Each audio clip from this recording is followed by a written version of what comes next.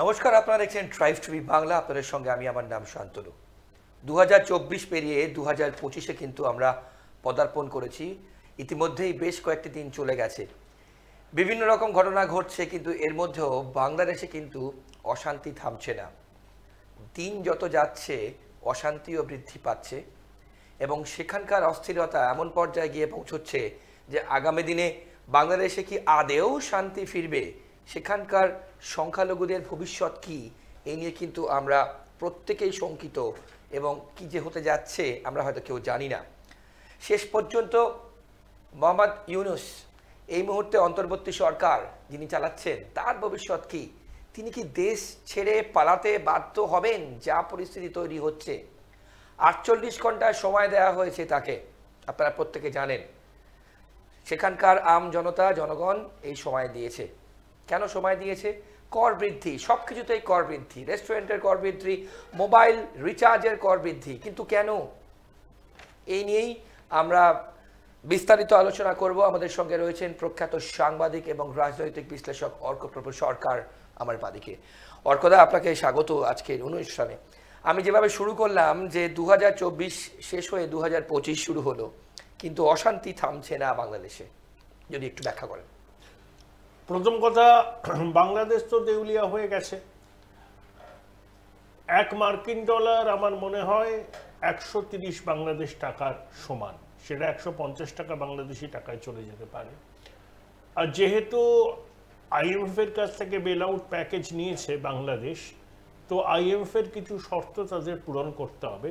সেই শর্তগুলোর মধ্যে যেগুলো আমরা দেখছি, যে ভ্যাট বাড়ানো, রেস্টুরেন্টে এখন খেতে গেলে 25% অতিরিক্ত কর দিতে হবে, মোবাইল রিচার্জ করতে গেলে বোধ হয় 46 টাকা না 50 টাকা, 100 টাকায় 56 হ্যাঁ 100 টাকায় 56.20 মানে 20 পয়সা। এবং এরকম অনেক কর আছে, যন্ত্রাংশের উপর আছে, ভোগ্যপণ্যের উপর আছে, air condition machine, television set, সবের উপর দাম বাড়ছে।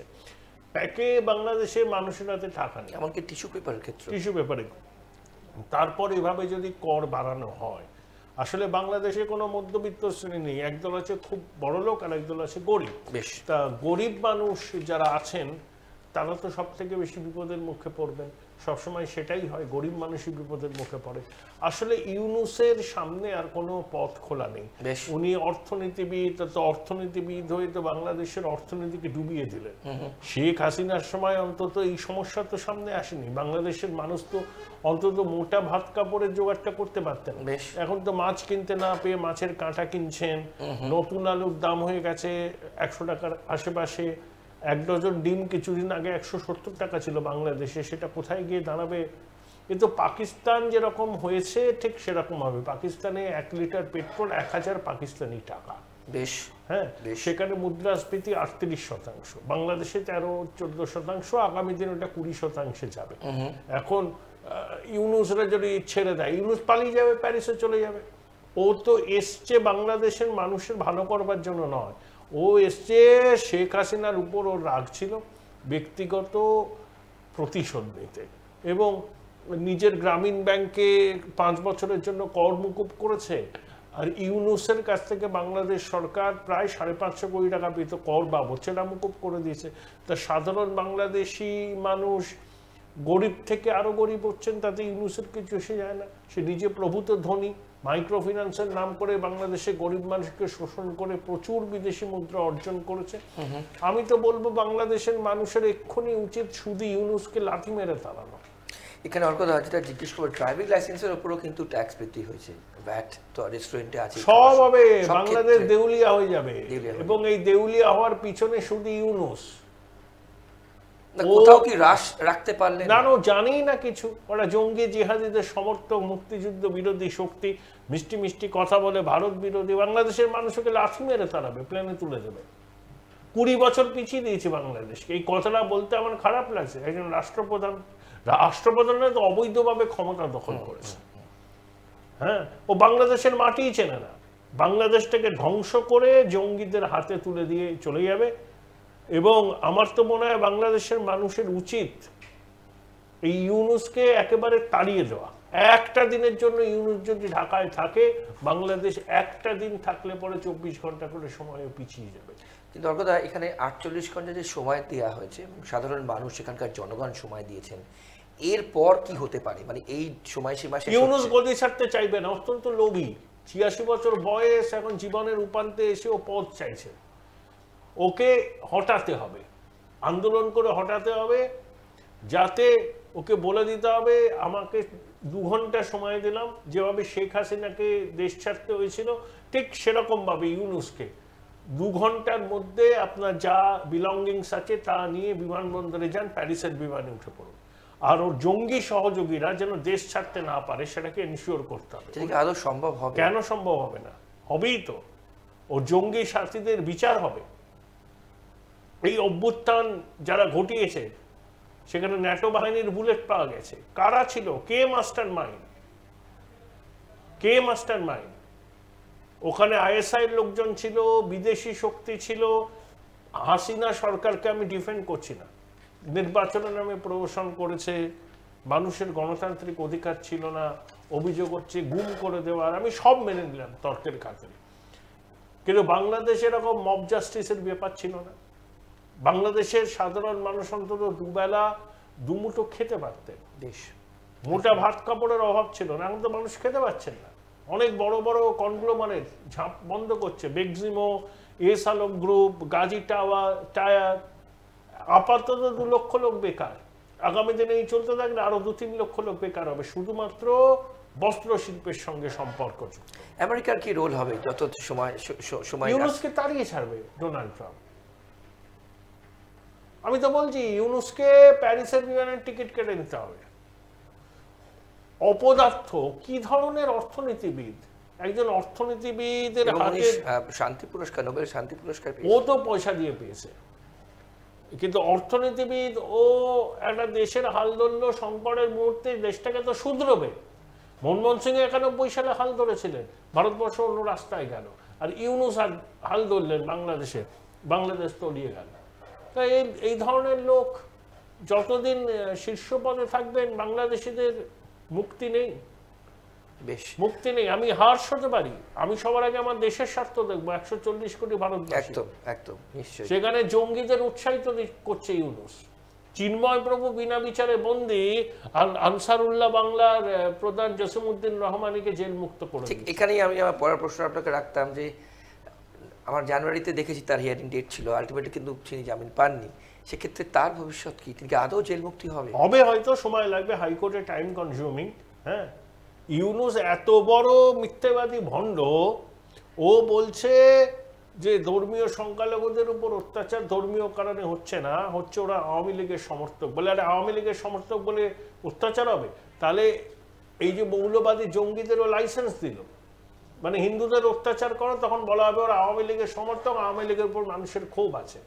ইউনূস হচ্ছে মুক্তিযুদ্ধ বিরোধী শক্তি, নিজে মুক্তিযুদ্ধে কোনো কন্ট্রিবিউশন ছিল না, বাংলাদেশে থাকতোই না, বাংলাদেশকে চেনে না। আমার প্রথম প্রশ্ন, হঠাৎ করে ওই ছাত্ররা ইউনূসকে আমন্ত্রণ জানালো কেন? বাংলাদেশে কি গুরুত্বপূর্ণ মানুষ নেই যারা সংকটের সময় হাল ধরতে পারেন? শেখ হাসিনাকে অভ্যুত্থানের মাধ্যমে তার সাম্রাজ্যের পতন হলো, তার সরকারের পতন হলো। ওয়াই ইউনূস? তাহলে ইউনূস পুরো যুক্ত ছিল, ওই আসল মাস্টার মাইন্ড, অর্থ দিয়ে বুদ্ধি দিয়ে জেহাদিদের সহযোগিতা করেছে, উস্কেছে, নিজে সামনে আসেনি, প্যারিসে বসেছিল অলিম্পিকের সময়।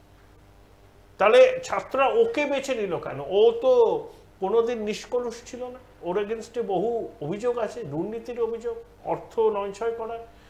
ইউনূস যখন নোবেল পুরস্কার পেল, নরওয়ে টেলিভিশন ডকুমেন্টারি দেখিয়েছিল, নরওয়ে সরকারের তহবিল তছরূপ করেছিল।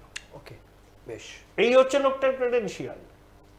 ও পুরো পরিকল্পনা করেছে যে বাংলাদেশকে অশান্ত করব, জঙ্গি রাষ্ট্রে পরিণত করব।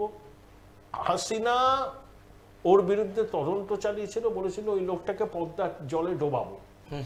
সেই থেকে ও হাসিনার বিরুদ্ধে, এবং নানা রকম দেশি বিদেশি শক্তির সহায়তায় ওই অভ্যুত্থানটা সংগঠিত করেছে। তার পুরস্কার স্বরূপ ওই প্রধান উপদেষ্টা হয়েছে। ও গদি ছাড়বে না, বাংলাদেশের মানুষকে ওকে তাড়াতে হবে।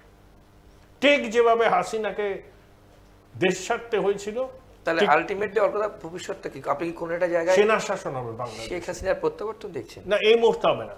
আগামী দিনে সুষ্ঠু নির্বাচন হলে আওয়ামী লীগ জিতবে, বেশ, কিন্তু এই মুহূর্তে সুষ্ঠু নির্বাচন করা সম্ভব না। আমার মতে এখন সেনাবাহিনীকে ক্ষমতা দখল করা উচিত। সেনাবাহিনী ক্ষমতা দখল করলে সংখ্যালঘুরা সুরক্ষিত থাকবে বলছে। আমাদের সঙ্গে সম্পর্ক এর থেকে ভালো হবে। আমার প্রশ্ন হচ্ছে ভারতের সঙ্গে সম্পর্ক কি হবে এবং সংখ্যালঘুদের স্বার্থ রক্ষা। যেমন সেনাপ্রধান তো ভারতের সঙ্গে বন্ধুত্বের বার্তা দিয়েছে। সেনাপ্রধান জানে ভিখিরি পুচকে বাংলাদেশের পক্ষে ভারতকে কিছু করা সম্ভব নয়। বাংলাদেশকে দখল করতে ভারতের একদিনও লাগবে না। হ্যাঁ, কিন্তু ভারত সম্প্রসারণবাদী রাষ্ট্র নয়। আমরা দেখব যে বাংলাদেশের মাটি থেকে ভারত বিরোধী কোনো কাজ যেন না হয়, আর হিন্দুদের স্বার্থ যাতে সুরক্ষিত থাকে। বাংলাদেশে গণতন্ত্র এলো না সেনার চালালো আমাদের কিচ্ছু যায় আসে না। সেনার সঙ্গে যদি আমাদের সম্পর্ক ভালো হয় তো সেনাই থাকুক, আমার দরকার নেই ওখানে গণতন্ত্র। আমরা বিশ্বজুড়ে গণতন্ত্র প্রতিষ্ঠার ঠেকা নিয়ে বসিনি। আমরা 140 কোটি মানুষের স্বার্থ দেখব এবং ভারতীয় উপমহাদেশে পৃথিবীতে হিন্দুদের স্বার্থ দেখব। গান্ধীজি বলেছিলেন ভারতবর্ষে হিন্দু যারা আছে তাদের স্বার্থ তো ভারত সরকার দেখবে, কিন্তু ভারতবর্ষের বাইরে পৃথিবীর যেখানেই হিন্দুরা থাকবে না কেন তাদের বিপদে বললে ভারত তাদের পাশে থাকবে, কারণ বিশ্বের 95% হিন্দুর বাস এই ভারতে। বেশ, আমি দুটো প্রশ্ন আপনার পাশাপাশি আপনাকে করতে চাইব। প্রথম, ভারত সরকারের কি প্রোঅ্যাক্টিভনেস একটু বেশি এক্সপেক্ট করছে? ভারত সরকার ঠিক আছে, কূটনৈতিক স্তরে করছে, বাংলাদেশকে কূটনৈতিক স্বীকৃতি পুরোটা দেয়নি। হ্যাঁ, যতটুকু দেওয়ার ততটুকু দিয়েছে। হাসিনা ভারত থেকে তার রাজনৈতিক কর্মকাণ্ড চালাচ্ছে, ইউনূস সরকারের আপত্তিকে পাত্তা দেয়নি। একটা কূটনৈতিক নোট পাঠিয়েছিল প্রত্যাবর্তনের জন্য ইউনূস সরকার, সেটাকে ডাস্টবিনে ফেলে দিয়েছে, কারণ এই সরকারটাই তো অবৈধ, অসাংবিধানিক। এই সরকারের কোনো বৈধতাই নেই ভারতবর্ষকে কূটনৈতিক নোট পাঠানো। একটা স্টেবল কিছু আসুক, রাজনৈতিক দল ওখানে এখন স্টেবিলিটি দিতে পারবে না। সেনার হাতে যাক বাংলাদেশ, 2-3 বছর পর সেনার প্রত্যক্ষ তত্ত্বাবধানে গণতান্ত্রিক নির্বাচন হোক, তাতে আওয়ামী লীগ সহ সমস্ত রাজনৈতিক দল অংশ নেবে এবং ছাত্ররা যদি রাজনৈতিক দল তৈরি করে তারাও আসবে। তখন মানুষ কাদের সমর্থন করে তখন দেখা যাবে। এই মুহূর্তে যদি ভোট হয় আওয়ামী লীগ সংখ্যাগরিষ্ঠতা পাবে।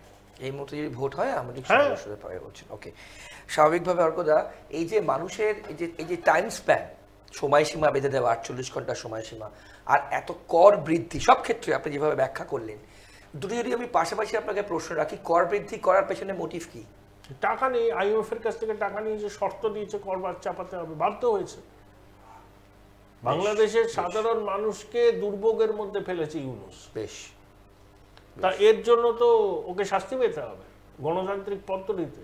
একটাই, remove him from the helm of the affairs. গণতান্ত্রিক পদ্ধতি যান, যেখানে জেনেন সেখানে যান, এটা আপনার জগ। এবং ইউনূস তো স্বীকার করেছে যে তিনি ব্যর্থ, বেশ স্বীকার করেছে। বেশ, আর সবশেষ প্রশ্ন করব যে এই যে সময়সীমাটা দেয়া হলো, সেখানকার আম জনতা কোথাও কি ধৈর্যচ্যুতি হচ্ছে?